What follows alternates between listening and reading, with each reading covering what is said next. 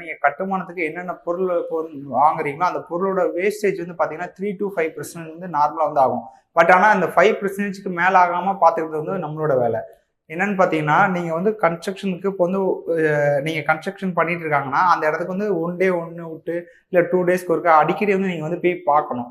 ஒரு கான்ட்ராக்ட் நீங்க குடுத்தா கூட, ஒரு கான்ட்ராக்ட்காரங்க, ஒரு பில்டர் அந்த பில்டிங் செஞ்சா கூட, நீங்க ரெகுலரா அந்த சைட் விசிட் வந்து பண்ணணும். நீங்க வந்து பார்த்தீங்கன்னா, இப்போ காலைல இருந்து கன்ஸ்ட்ரக்ஷன் ஒர்க் பண்ணிட்டு இருக்காங்க. ஒரு பிளாஸ்டரிங் பண்ணிட்டு இருக்காங்கன்னு வச்சுக்கோங்களேன். ஈவினிங் போல ஒரு 5:30, 6 மணிக்கு மேல வந்து பார்த்தீங்கன்னா, ஒரு 5, 6 பாண்ட வந்து சிமெண்ட் வந்து கொஞ்சம் வந்து மிச்சம் இருந்திருக்கும். அந்த வேலை முடிச்சதுக்கப்புறம் அவங்க அதெல்லாம் எக்ஸ்ட்ராட்டா பண்ண முடியாது. ஒரு டைம் வந்து ஷார்டேஜ் ஆகும். ஒரு சில சமயம் எக்ஸ்ட்ராவாகும்.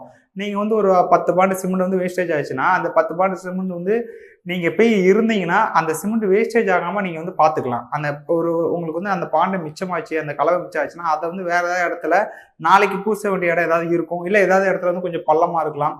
அதே மாரி காம்பவுண்ட் சுவர் இருக்கலாம். இந்த மாரி இடத்துலலாம் பார்த்தீங்கன்னா, இந்த வேஸ்டேஜ் ஆன சிமெண்ட்ட வந்து ஈவினிங் போல ஏதாவது இடத்துல யூஸ் பண்ண முடியுமா? இல்ல வந்து பார்த்தீங்கன்னா, உங்களுக்கு வந்து காம்பவுண்ட் வால் கட்டுறோம், இல்ல ஒரு பில்லர் கட்டுறோம், இல்ல ஒரு லிண்டல் கட்டுறோம்னா, அந்த இடத்துல ஜல்லி மிக்ஸ் பண்ணியோ, இல்ல தரை போடுறோமோ, இந்த மாரி இடத்துல இந்த மிச்சமான சிமெண்ட் வந்து வேஸ்டேஜ்ல போடாம பில்டிங் எப்படி யூஸ் பண்ணலாம் அப்படின்னு சொல்லி நீங்க பிளான் பண்ணீங்கன்னா, இந்த மாரி சின்ன சின்ன வேஸ்டேஜ் வந்து தவிர்த்தீங்கன்னா, உங்களோட பில்டிங் காஸ்ட் வந்து கொஞ்சம் கம்மியாகும்.